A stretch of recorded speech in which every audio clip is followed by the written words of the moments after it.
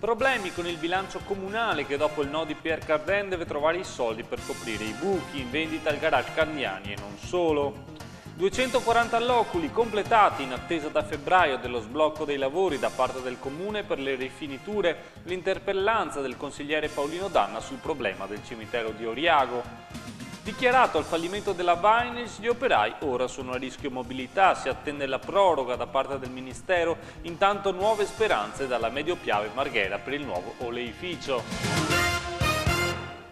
Ben ritrovati dalla redazione del TG di Televenezia. Subito in apertura una precisazione circa quanto avete sentito nei titoli. Diciamo appunto che la Vinyls è fallita e così è, ma con una nota da parte dei commissari dove si evidenzia che il Tribunale ha deciso inoltre di concordare 6 mesi di esercizio provvisorio. Una nota che per i sindacati è positiva, ma che deve essere colta, continuano i sindacati, come un impegno perché questi 6 mesi diventino il tempo necessario per trovare tutte quelle risposte che da 4 anni ci vengono negate. Dunque nel servizio che ora vedremo, quando parleremo di fallimento appunto della Vinyls, dobbiamo sempre tenere conto che sono stati appunto prorogati questi 6 mesi. Vediamo. Si chiude con una sentenza del Tribunale di fallimento la vicenda Vinyls, durata 4 anni e che ha visto gli operai cassaintegrati lottare con le unghie e con i denti per non perdere la speranza. Possibili acquirenti se ne sono visti alternare tanti e con loro la speranza di un nuovo futuro per la chimica a Marghera. Niente da fare. Ancora pochi mesi restano di cassa integrazione agli operai che fino a poco tempo fa combattevano per gli stipendi. Fra l'altro ne avanzano ancora 7 sopra alla torre.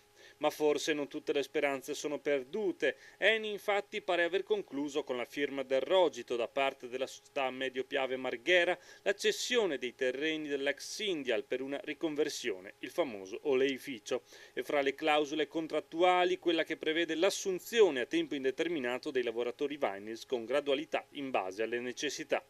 Nel frattempo gli operai sono prossimi alla mobilità e con il licenziamento alle porte solo il Ministero può concedere l'agognata proroga della cassa integrazione, sperando che l'intervento del Ministero sia appunto più efficace del precedente.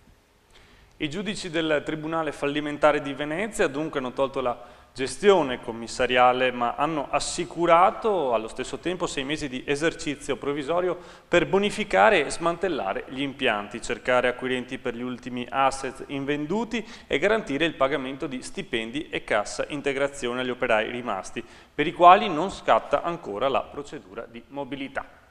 E cambiamo argomento e andiamo a vedere come se la cava il Comune con i bilanci e soprattutto con i buchi di bilanci, dovuti anche alla mancata vendita dei terreni destinati alla torre di Pierre Cardin. Vediamo. Garage Candiani in vendita per sanare il buco di bilancio del Comune. I 22 milioni di euro che mancano all'appello nel bilancio comunale per la mancata vendita dei terreni destinati al Palais Lumière saranno recuperati con la vendita del garage interrato di Piazzale Candiani e dell'area di via Porto di Cavergnano. È questo quanto è stato stabilito ieri in un incontro della Giunta Comunale. Il Comune, inoltre, con il bilancio di previsione del 2013, ha ipotizzato vendite per quasi 44 milioni di euro. Soldi che, secondo quanto predisposto dall'assessorato al patrimonio, verranno dalla vendita del complesso delle ex conterie a Murano, di varie unità comunali al Tronchetto, compresa l'area del cantiere ACTV, e dell'ex scuola elementare sull'isola di Torcello. In terraferma, invece, andranno sul mercato la biblioteca di Mestre in via Miranese e un'area edificabile in via Bissolati. Per il 2014 ed il 2015 è poi prevista la vendita di immobili per un totale di 60 milioni di euro.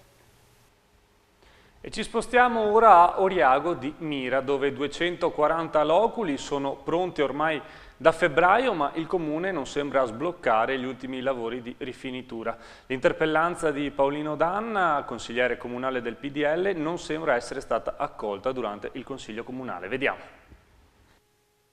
240 loculi pronti al cimitero di Oriago, ma manca la delibera per le rifiniture.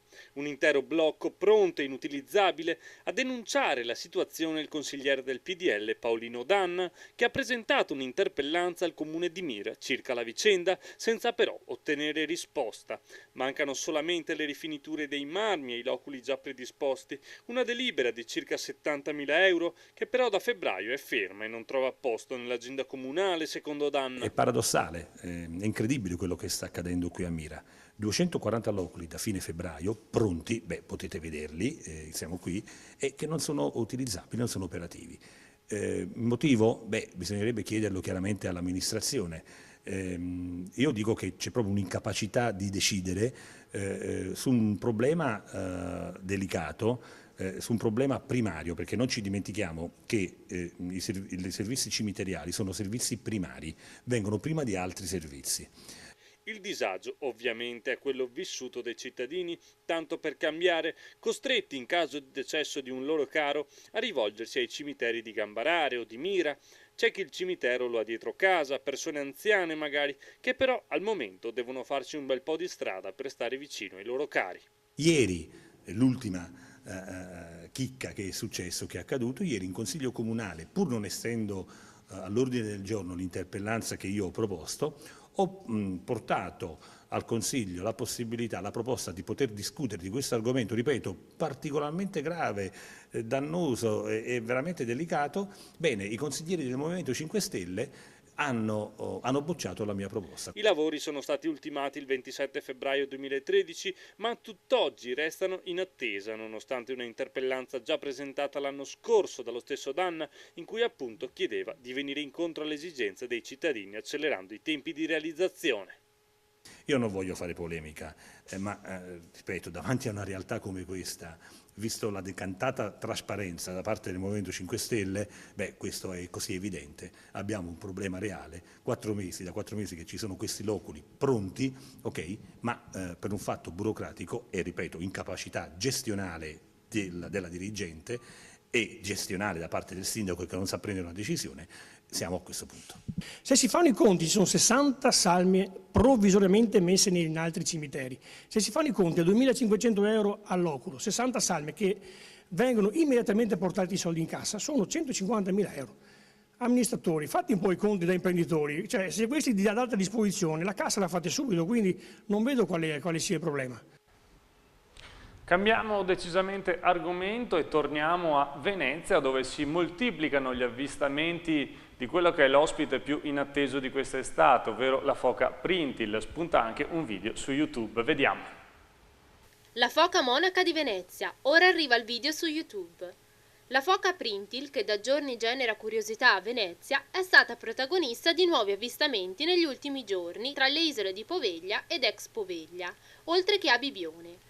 Proprio in quest'ultimo caso, il testimone, un giovane surfista italiano, ha fornito particolari sull'animale che hanno portato gli esperti ad ipotizzare che si tratti di un esemplare maschio adulto di foca monaca.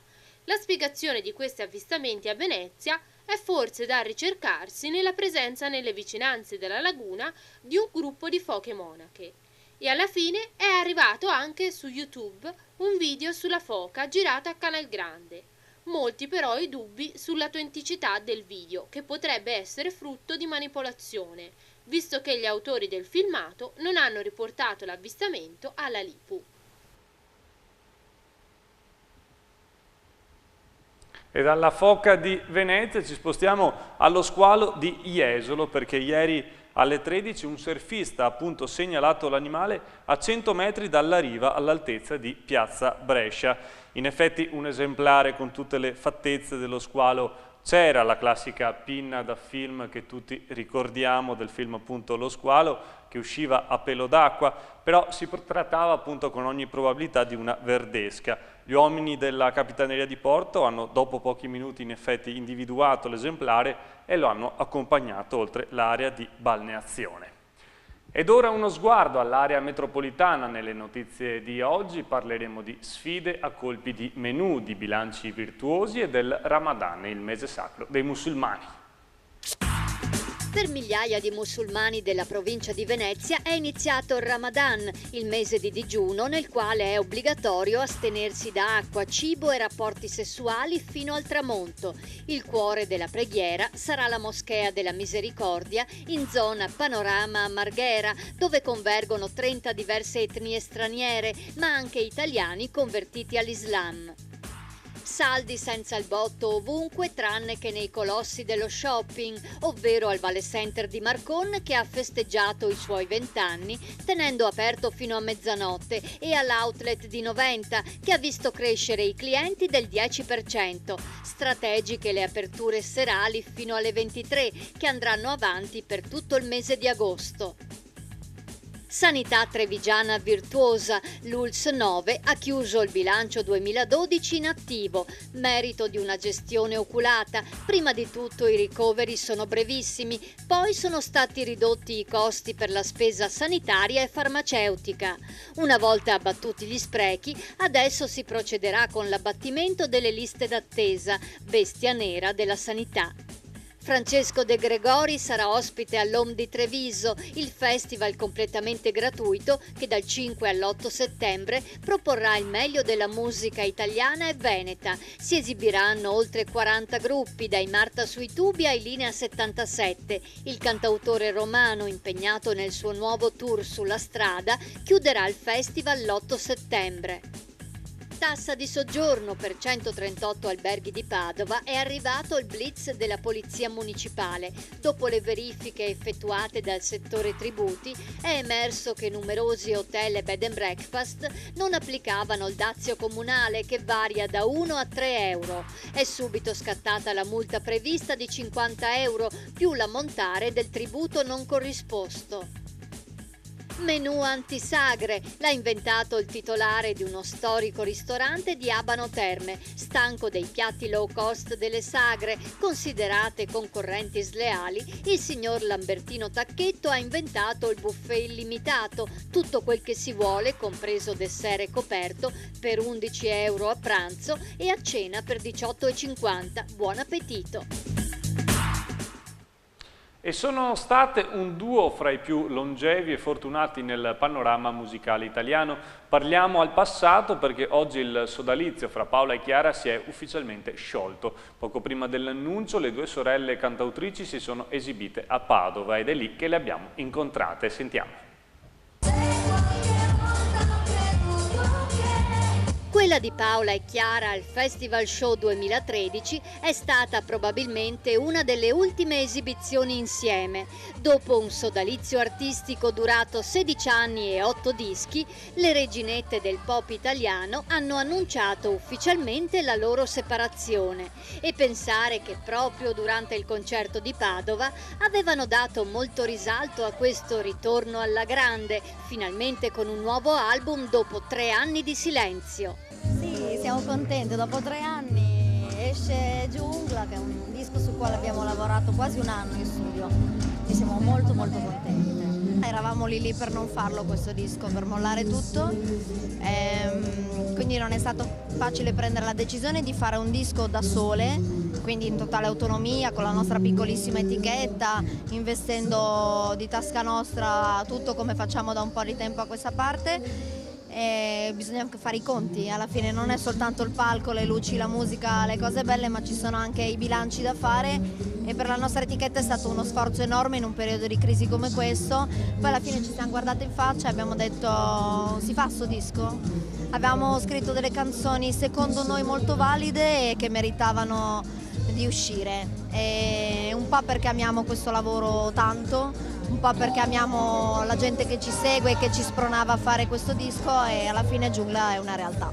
Un po' di stanchezza le due sorelline milanesi l'avevano ammessa, forse anche per quel loro pop dance oggi meno richiesto, ma la promozione del disco sembrava la priorità assoluta. Siamo un po' più stanche,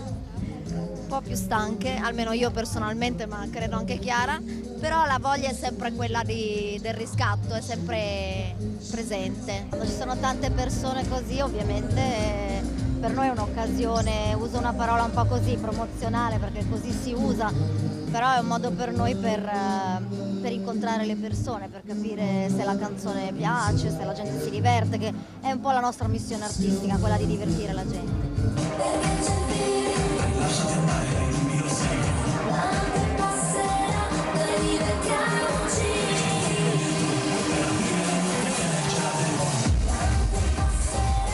Il pop italiano c'è, vivo, vegeto, è quello forse più battuto e venduto, pop tradizionale italiano, melodico, che fanno moltissimi artisti in Italia. Il pop dance, che è il genere che facciamo noi, quindi il pop mischiato con la dance, con arrangiamenti per lo più che pescano nel mondo oltreoceano, oltremanica, è un po' più difficile, nel senso che qui è molto sponsorizzato quello che arriva da fuori, mentre quello nostrano, che è quello che facciamo noi, non tanto. In Prato della Valle, sul palco del Festival Show, Paola e Chiara Iezzi si sono esibite con rapper Razza Crasta, ospite del nuovo CD Giungla. Sono due artiste strepitose, c'è poco da dire, poi basta guardarle per capire un po' come sono, sia nella vita normale che sul palco, quindi cosa aggiungere. Nel futuro immediato della Mora Paola c'è Nord Sud Ovest Est, una trasmissione TV con Max Pezzali, mentre della bionda Chiara non si conoscono ancora i nuovi progetti. Buona fortuna ad entrambe. Un bacione agli amici d'Italia e Venezia, lo fai in siciliano, saluto. Un saluto in siciliano ai veneziani, baciamo le mani. Grazie! Un applauso a Razza Crasta!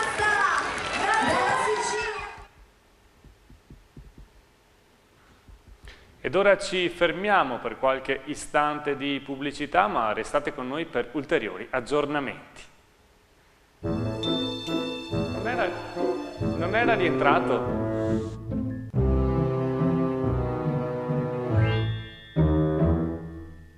Milano Summer Festival, dal 5 al 27 luglio, area impianti sportivi, concerti, concorsi, DJ, selezione di Miss Italia, stand gastronomico con cucina tipica veneta, kebab, pizzeria, gelateria, anguriara.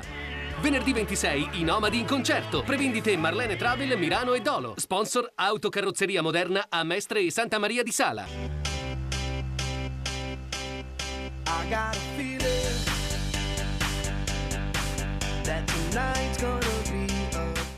Voglia d'estate? Tornano le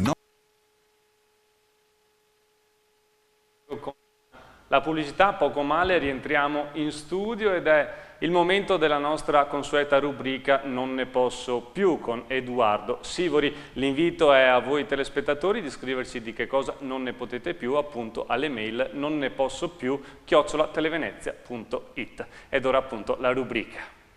Cari amici di Televenezia, buona giornata ancora. E la settimana che sembrava una settimana qualunque, inutile, è talmente piena di notizie e di cose su cui dire non ne posso più, che quasi quasi non ne posso più di questo non ne posso più. Intanto la prima è la più fantasiosa. Al nostro ascolto ci sono padri, madri, quanti riusciranno a spiegare ai loro figli, alle loro figlie di 7, 8 anni, 9 anni, che vedono in orari assolutamente protetti una certa pubblicità che parla di eiaculazione precoce? Ve lo immaginate? E lo ripete 2, 3, 4 volte. Papà, mamma, che cos'è? Ecco, come fate a spiegarglielo? Voglio dire, certa pubblicità forse andrebbe fatta per un pubblico un po' più grande, un po' più adulto, non sparata anche nelle orecchie di chi ancora è giusto che non sappia che cos'è questo e che cos'è il prurito intimo o cose del genere. E di questo francamente ho ricevuto molte mail di gente che non ne può più, di gente che non ne può più. Una notizia ancora di cui francamente non se ne può più è che la burocrazia da noi costa più dell'IMU, più di un punto di IVA. Il costo, la lentezza della burocrazia da noi costa circa 30 miliardi l'anno. Ci fa perdere questi soldi che, se non ci fossero 100.000 lacci e lacciuoli, noi non spenderemo, potremmo utilizzarli per altre cose. E tutti non ne possiamo più. Pensate, soltanto per fare un esempio, che per risolvere un problema banale sulla legislazione sul lavoro, per esempio, in Francia ci vogliono mediamente 360 giorni, in Inghilterra ci vogliono mediamente quasi 400 giorni, da noi ci vogliono 1261 giorni di media, ovviamente di media, poi c'è qualcuno che va ben oltre e francamente anche di questo non ne possiamo più. Non crediate che queste sciocchezze volano alte sulle nostre teste e non ci toccano. Noi, grazie a questi fenomeni assurdi, degni di uno Stato non borbonico, perché era uno Stato civile, ma di uno Stato preistorico, se mi passate la curiosa vicinanza, degni di questo Stato preistorico, noi stiamo in queste condizioni e francamente non ne possiamo più.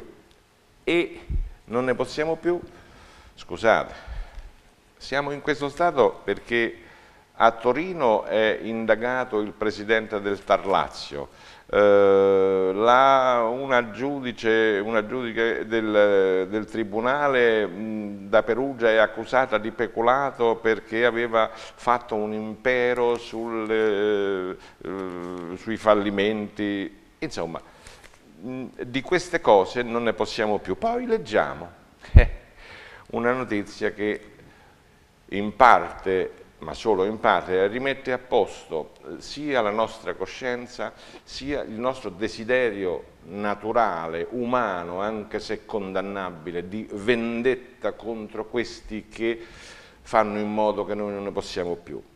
Sì, perché viene dalla Cina.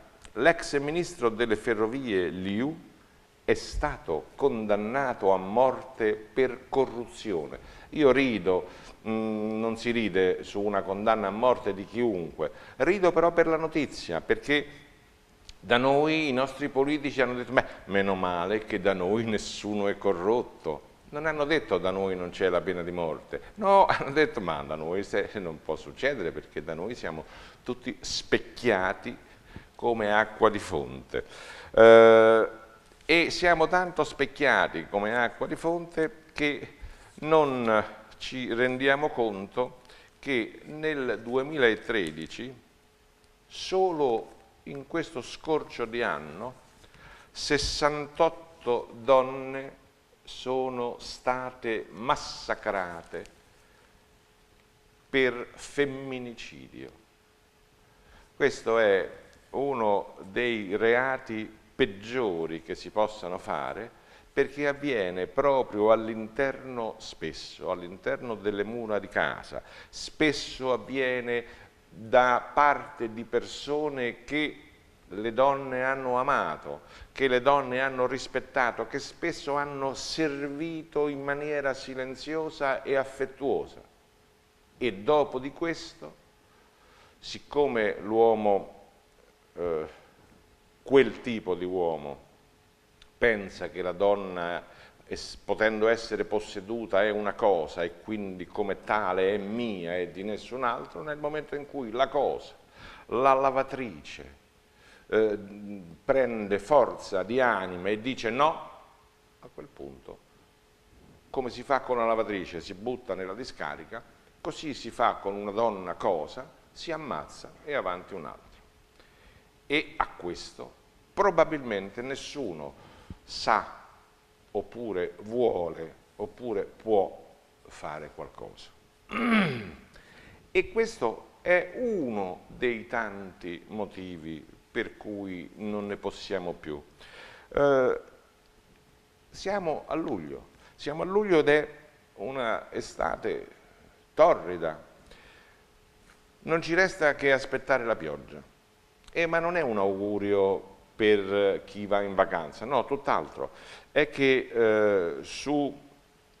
la flotta dei mezzi antincendio si è ridotta del 50%, perché insomma ci sono ben altre cose da fare, e se no come si fa a pagare la tintura dei capelli a Napoli, il SUV ai consiglieri di Roma e del Lazio, le vacanze a altri consiglieri, che ne so, per esempio della Lombardia, o come si fanno a pagare decine, centinaia di milioni di euro per queste cose.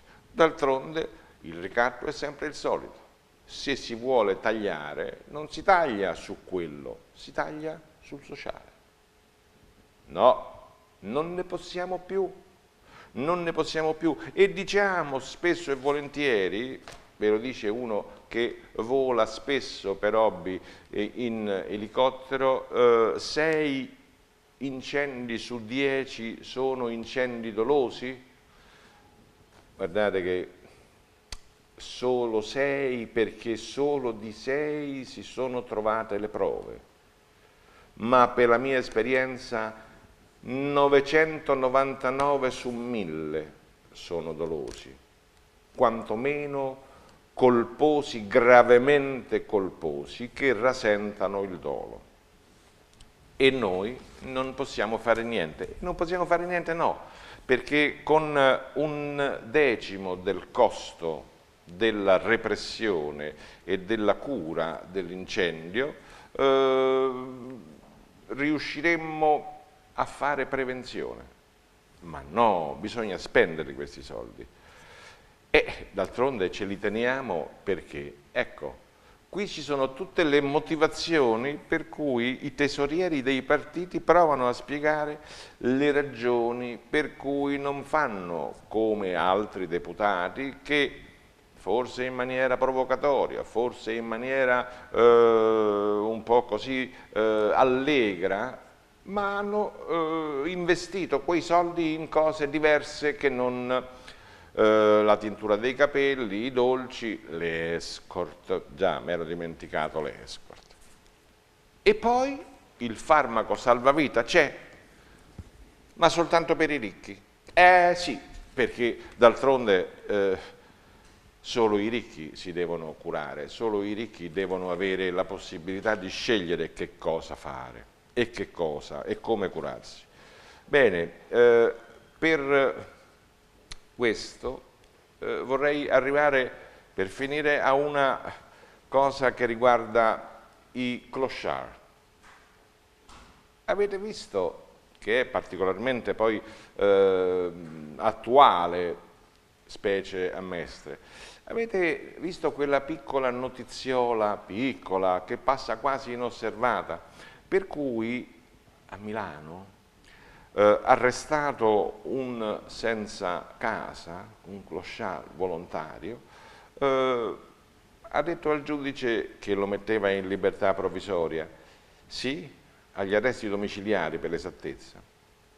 Sì, va bene, io preferisco stare in via, se non vado errato, Pisani, all'altezza del numero 21, e lì dormo. E il giudice, senza battere ciglio, ha disposto gli arresti domiciliari. Come si fa a disporre arresti domiciliari senza avere un domicilio?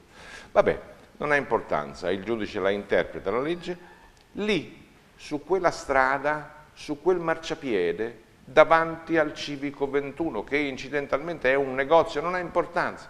Lui ha scelto lì e qualcun altro ha detto sì, va bene.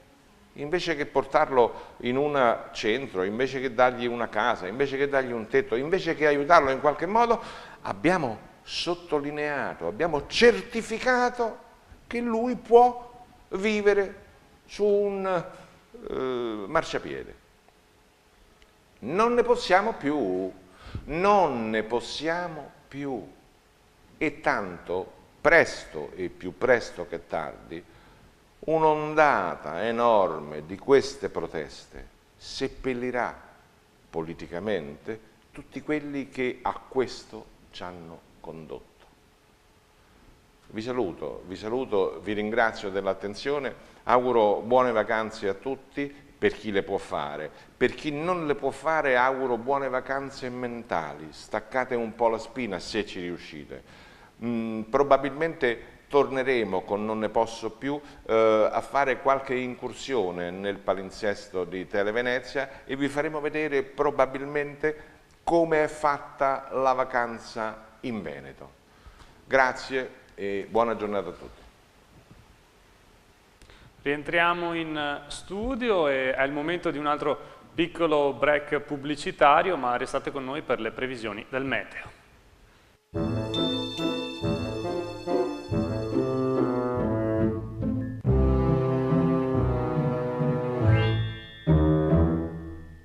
Milano Summer Festival, dal 5 al 27 luglio, area impianti sportivi, concerti, concorsi, DJ, selezione di Miss Italia, stand gastronomico con cucina tipica veneta, kebab, pizzeria, gelateria, anguriara.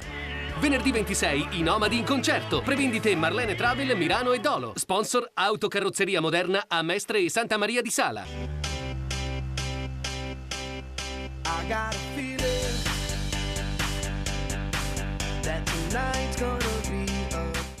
Voglia d'estate? Tornano le notti nel Milanese. Le notti bianche che esaudiscono i tuoi desideri. Sabato 13 luglio a Noale. Vivi con noi la tua estate. Con i negozi aperti fino a mezzanotte. Centri storici da visitare.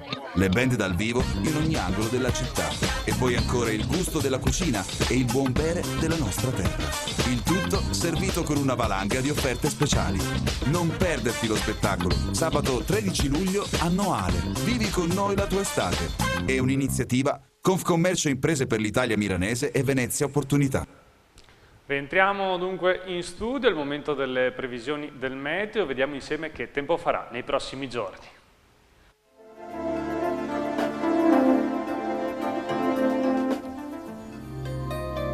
Qualche temporale in più, ma sempre prevalenza di sole e caldo. Mercoledì 10 luglio, crescente variabilità con locali piovaschi alternati a schiarite, minime senza variazioni, massime in contenuta diminuzione, mare poco mosso. Giovedì 11 luglio, tempo da variabile a instabile con precipitazioni intermittenti anche a carattere di rovescio, minime invariate, massime in lieve abbassamento, comprese fra i 20 e i 28 gradi, mare calmo. Venerdì 12 luglio, variabile con innocue nubi sparse, temperature pressoché stabili. Sabato 13 luglio, velato o poco nuvoloso, minime in discesa, massime in risalita, oscillanti fra i 18 e i 29 gradi. La marea di mercoledì 10 luglio è normale, la massima alle 13:20 60 cm, la minima alle 6:35 meno 25 cm. Salutiamo gli amici telespettatori che ogni giorno seguono il nostro TG, vi diamo appuntamento alle edizioni delle 6:30, 7:30 e per l'informazione serale 19, 20:30 e 23. Arrivederci dalla redazione del TG di Televenezia.